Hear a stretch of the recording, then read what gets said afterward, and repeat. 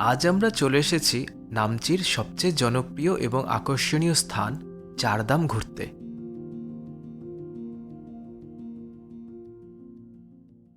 নমস্কার বন্ধুরা, আশা করি সবাই ভালো আছেন। চলুন আজ আপনারাও আমাদের সঙ্গে ঘুরে দেখবেন চারধাম বা সরকারি ভাষায় সিদ্ধেশ্বর ধাম।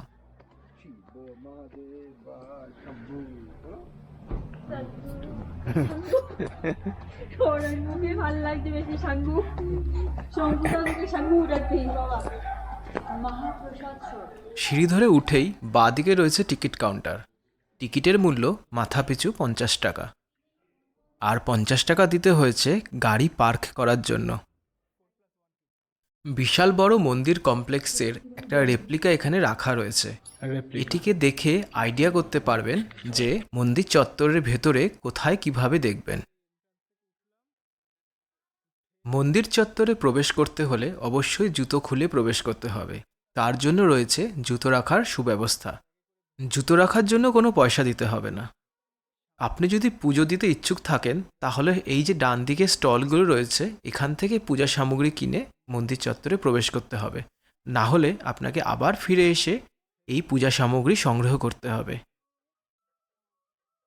শ্রী জগৎগুরু শঙ্করাচার্য স্বামী স্বরূপানন্দ সরস্বতী নামচি থেকে 5 কিলোমিটার দক্ষিণে এই ধামের প্রাণ প্রতিষ্ঠা করেছিলেন।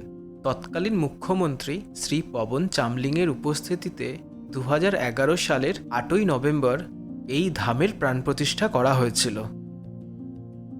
আমরা এখন কিরাটেশ্বরা দ্বারের সামনে দাঁড়িয়ে আছি। সামনে একটা গাইড বা ম্যাপ রয়েছে, এটিকে ফলো করে আপনারা মন্দির চত্বরটি ঘুরে দেখতে পারেন। এই মন্দিরের ভেতরে 12টা থেকে 12টা 30 পর্যন্ত বন্ধ থাকে।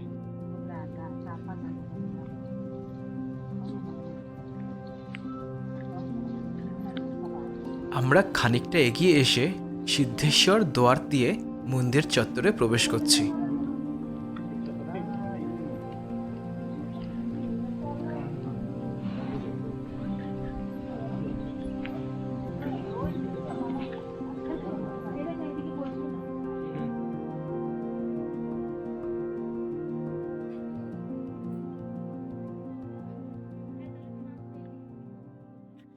বারোটি জ্যোতির্লিঙ্গ এবং 4টি ধামের সুন্দর প্রতিরূপ দেখতে এখানে প্রচুর পর্যটক প্রতিদিন ভিড় করেন।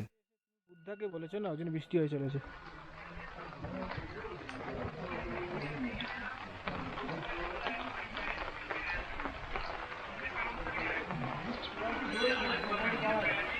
বৃষ্টি জোরে পড়ছিল, ওই ওখানে চলো।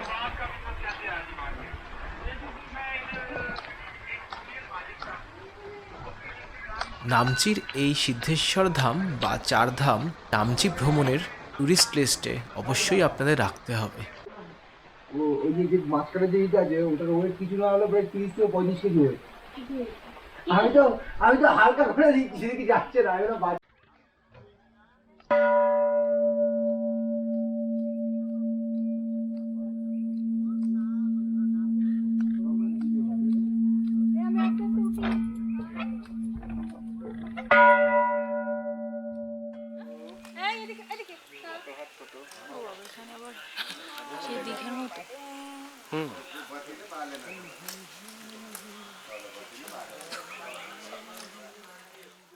আমরা এখন এগিয়ে চলেছি চার ধামের প্রধান আকর্ষণ ভগবান শিবের দর্শন করতে।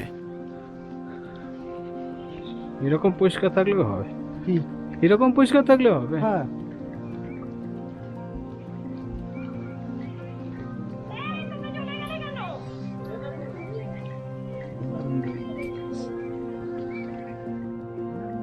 হাতের বডির ঘরটা হাতের উপর আমাদের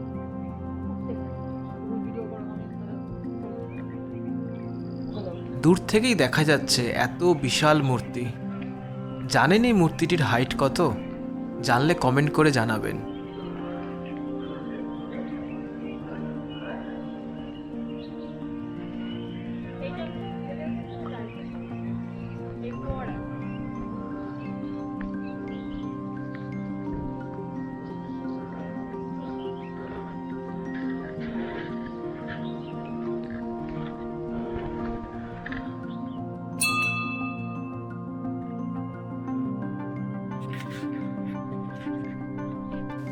ভগবান শিবের এই বিশাল মূর্তিটির উচ্চতা 108 ফুট।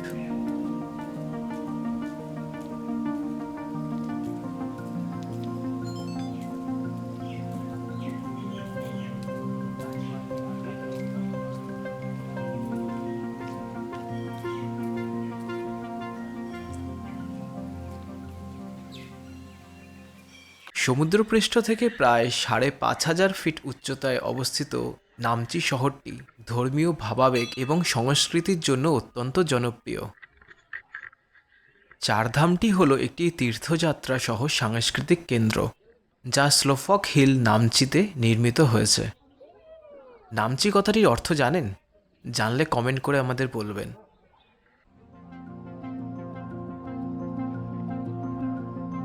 হাতে পুষে নেবো আলাদা আলাদা আরে চলে যাবো।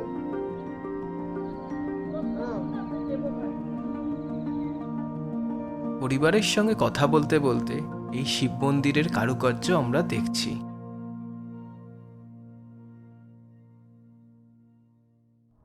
যদি ভিডিওটি আপনাদের ভালো লাগছে তাহলে অনুরোধ করব চ্যানেলটি সাবস্ক্রাইব করবেন এবং অন্যান্য বন্ধুদের সাথে এই ভিডিও লিঙ্কটি শেয়ার করবেন। এই শিব মন্দিরকে ঘিরে রয়েছে 12টি জ্যোতির্লিঙ্গ এবং 4টি ধাম। হ্যাঁ ওটা দিয়ে নেমে শিব মন্দিরের সামনে দেখতে পাবে সাই টেম্পল। সাই টেম্পলের ঠিক উল্টো দিকেই রয়েছে দ্বারকা মাই টেম্পল।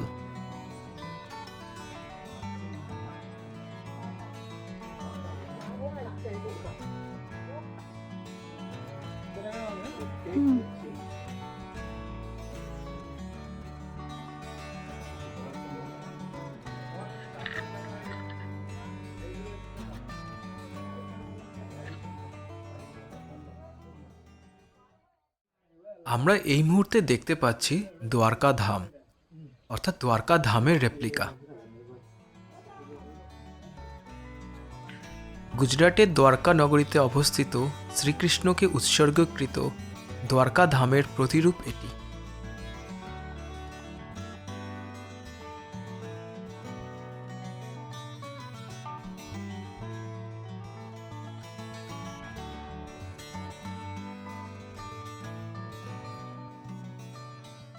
পাশেই রয়েছে রামেশ্বরম ধাম।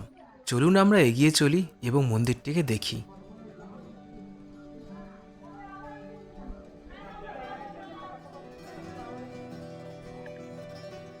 দক্ষিণ ভারতের তামিলনাড়ুতে রয়েছে রামেশ্বরম ধাম, যা ভগবান শিবকে উৎসর্গীকৃত। কথিত আছে যে ভগবান শ্রীরাম এখানেই ভগবান শিবের পুজো করেছিলেন, আর তারই অনুকরণটি আমরা এই নামচিতে দেখতে পাচ্ছি।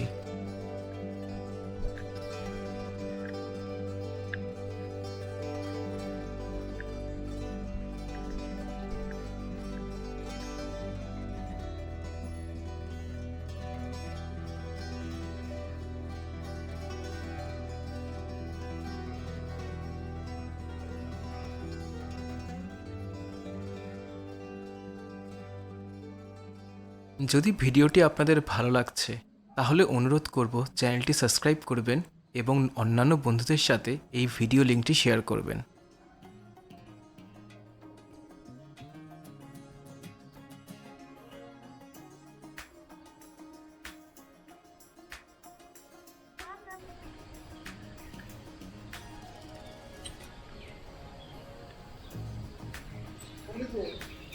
রামেশ্বরম ধামের উল্টো দিকে রয়েছে পরশুরামের এই স্ট্যাচুটি।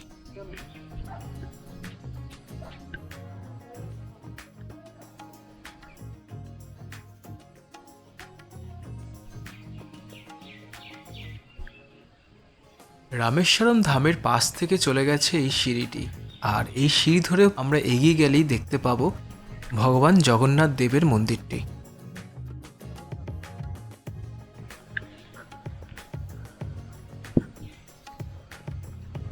জগন্নাথ ধাম পূর্ব ভারতের পুরীতে অবস্থিত। ভগবান জগন্নাথ হলেন ভগবান শ্রী বিষ্ণুর অবতার। সেই ধামেরই রেপ্লিকা এখন আমরা দেখতে পাচ্ছি।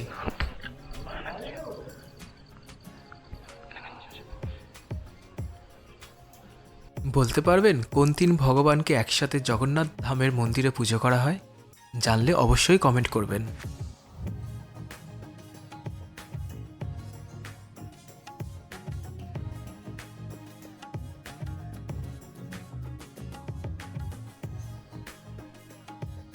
জগন্নাথ ধামের পাশের এই সিঁড়িটি ধরে উপরে উঠে আসলেই আমরা দেখতে পাচ্ছি বদ্রীনাথ ধাম, এবার অর্থাৎ বদ্রীনাথ ধামের রেপ্লিকা।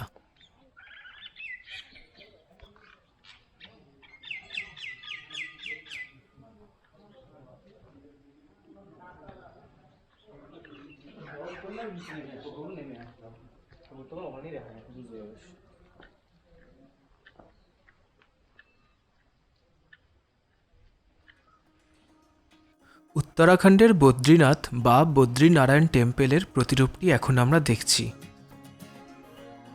বদ্রীনাথ মন্দিরটি ভগবান বিষ্ণুকে উৎসর্গিত। যাও।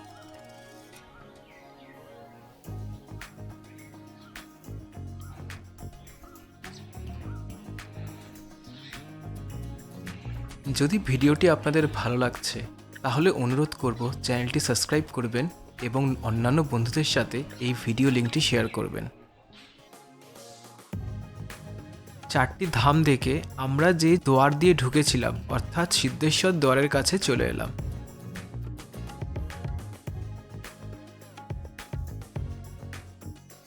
আমরা শুরুর দিকে একটা প্রশ্ন করেছিলাম যে নামচি শব্দটির অর্থ কী। নামচি শব্দটির অর্থ হল গগনচুম্বী।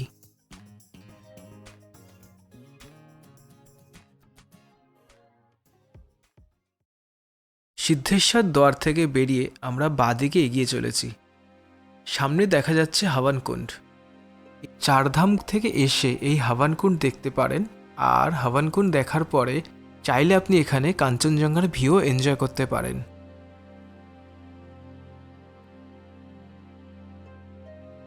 আর এই দিক থেকে দেখুন ভগবানের মূর্তিটি, বিশালকায় মূর্তিটি কত সুন্দর দেখা যাচ্ছে।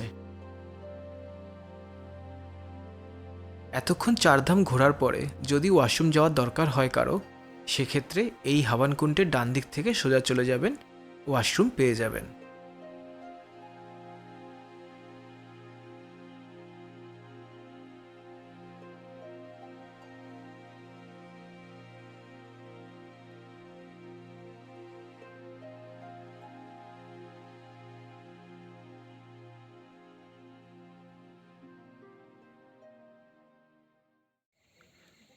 হাওয়ানকুণ্ড দেখে ফেরার পথে আরেকবার আমরা মন্দির প্রাঙ্গণে ঢুকছি। চারধাম হিন্দু ধর্মের ধর্মীয় স্থানগুলির একটি সম্পূর্ণ কেন্দ্র, তাই সম্পূর্ণ চারধাম ঘুরে দেখতে গেলে 2 থেকে 3 ঘন্টা কমপক্ষে প্রয়োজন। তাই আপনারা যখন এখানে ঘোরার প্ল্যান করবেন অবশ্যই এই কথাটি মনে রাখবেন।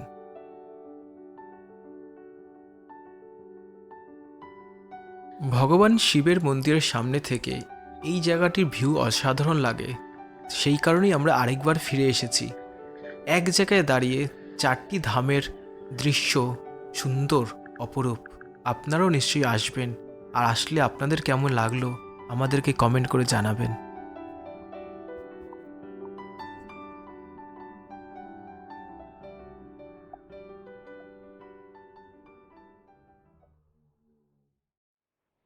চারধামের সমস্ত মন্দির ও উপাসনালয় পরিদর্শন করার পরে এবার আমরা বেরিয়ে এসেছি। জলখাবারের সময় হয়েছে। সামনে দেখতে পাচ্ছি যাত্রী নিবাস হোটেল ও রেস্তোরাঁ। যদি চারধামের কাছে একটা রাত থাকতে ইচ্ছে হয় তাহলে ডেসক্রিপশনে ওনাদের নাম্বার দিলাম, ডিরেক্ট কন্ট্যাক্ট করে রুম বুক করতে পারবেন।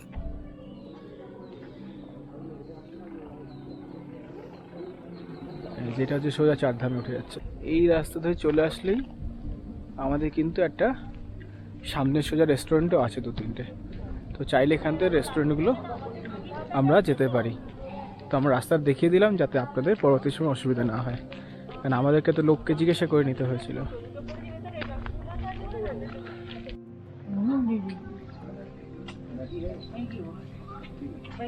আচ্ছা, তুমি কি খাবার? থুপ্পা খাবে? থুপ্পা भी अवेलेबल है अभी। হিন্দি বোঝে না, বলো अवेलेबल नहीं हो। চারধামের ঢোকার মুখেই রয়েছে এই স্টলগুলি।